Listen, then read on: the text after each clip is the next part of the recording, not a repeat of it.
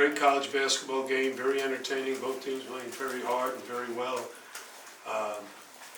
We had 3 guys over 20, so from an offensive standpoint, those 3 guys really played at a very high level, but we had 5 guys in double figures, and our defense in the second half, actually the whole game, was trying to contest them. They're such a good offensive team. If you let them get in rhythm and just move the ball the way they like to, every one of their guys can make shots, and they did that for a stretch, but we also defended them pretty well and got some stops ourselves. Questions? Coach, what are your thoughts on Nigel Pack's performance leading the team in scoring off? I may give him another 2 weeks off. I mean, it's hard to play that well after 2 weeks of not playing, but he felt good. I played him pretty much the whole game.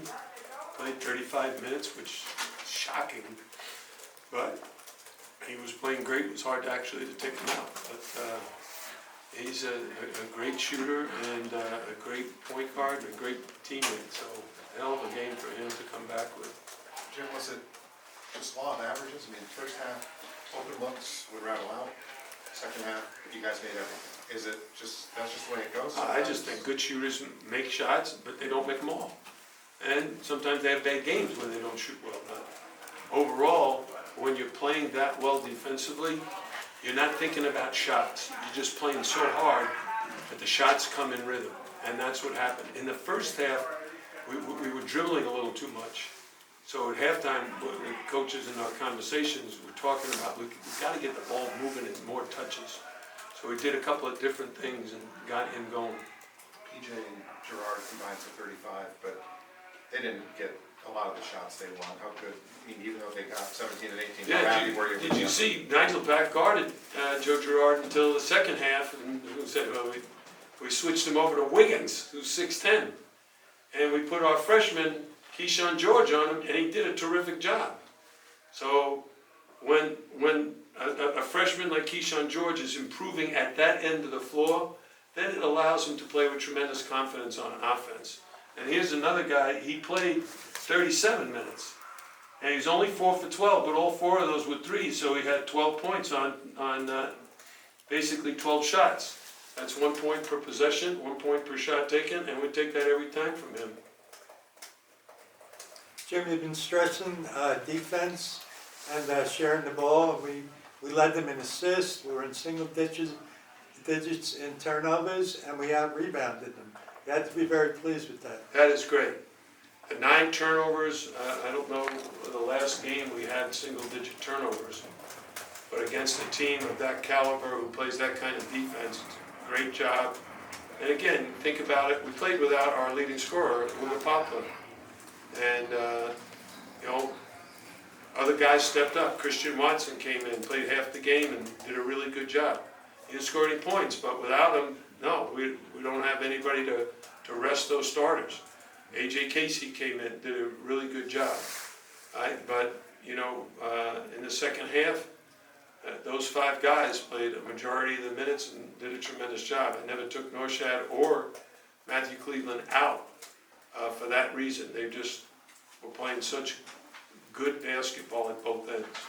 Jim, about Matthew, just what he's brought, that experience, especially in those situations in the second half, stepping up like that. Matthew has a lot of different skills. First of all, offensively, he can shoot the 3, which he did. I don't know how many he made, but he was 3 for 4 from 3. Right? He makes his free throws, 2 for 2 there. He has 4 rebounds. He has 23 points. He has 4 assists and only 1 turnover and 1 steal. When you're filling up a stat sheet with all those numbers, it just gives you an indication as to how really good an offensive basketball player he is.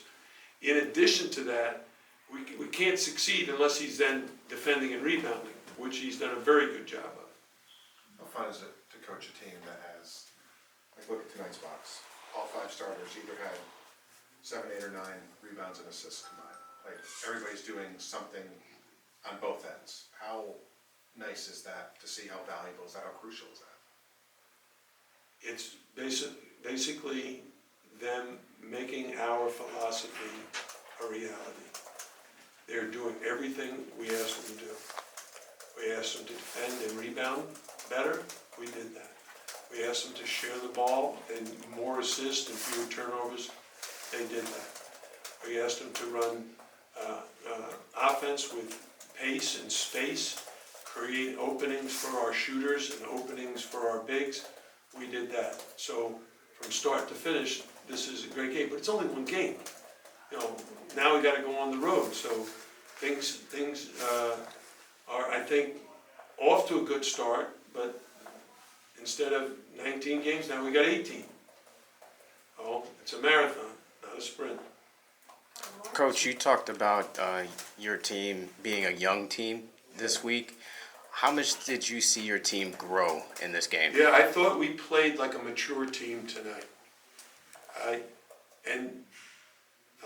We have some young guys. Like, okay, I'll give you an example. Keyshawn George is a freshman. It's only his second ACC game. Our sophomores, Christian Watson and AJ Casey, last year they were on a Final 14, but they didn't log a lot of minutes, so they don't have the experience that the older guys do. Yet I have tremendous confidence in them. I felt like, hey, if Norshad or Matthew needs a rest or gets in foul trouble, we can count on those sophomores to step in and help us.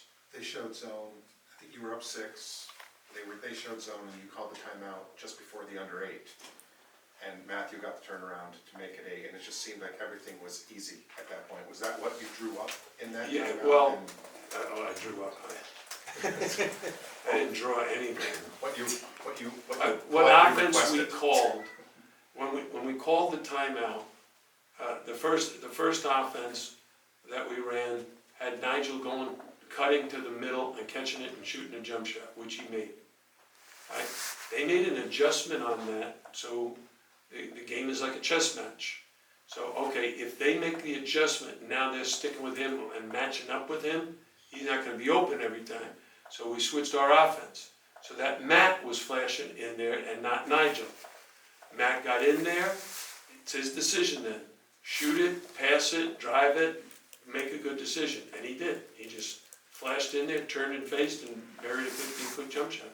Jim, how's Ruger doing, and what's the process between now and Saturday?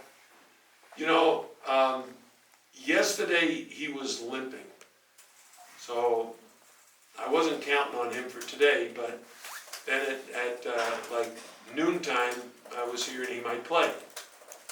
I was like, oh, wait a minute, I gotta talk to Sam Johnson, our trainer, and find out if that's true. And then I called Sam, and he said, well, I'm working with Wooga, and he's on the treadmill. Like, oh, that's a real positive sign. But after he got on the treadmill, he came walking into my office, and he said, I can't go. I'm still in pain. So he sat out. I told him, he's like Norshad O'Meara was in the ACC tournament. He sprained his ankle against Duke, and he was back for the Drake game a week later. Will we be back by Saturday? It's anybody's guess. He's not someone who's sprained ankles before. So when you have a new injury, it's a little concerning, you know, mentally. It's like, should I push off?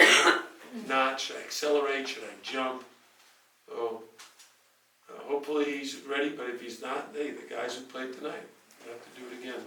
What are your Did you know thoughts you hadn't had? on Hold Wake, on, wait. so what are your thoughts on Wake Forest heading into that contest on the road, a big ACC opponent? Well, I'd really like to just concentrate on Clemson, but here's what I will say. No, I'm good, thank you. Wake Forest is really, really good. Now that they're at full strength, they're much better than they were in November. Because now they got Efton Reed and a host of big guys and those guards who are now used to playing with each other for 10, 12, 13 games. But Last question, Tim? Did you know you hadn't had 3 guys with 23 or more since you've been here? I think it's the first time in 50 years for me. First time ever? Hard to Can't get, confirm it's that. hard I to know get it's 20. Miami. It's hard to get 2 guys in the 20s, and it's really hard to get them 23 or more, 3 of them. So that's definitely a first in my coaching career. I had a game at Bowling Green where the leading scorer had 40, and the second leading scorer had 32. 40 is the most points ever scored playing for me. And it was her son. Did you know that? It was your son? Yeah, I know. Mothers don't know those things. Antonio Daniels had 32 the same night. Thank you, sir.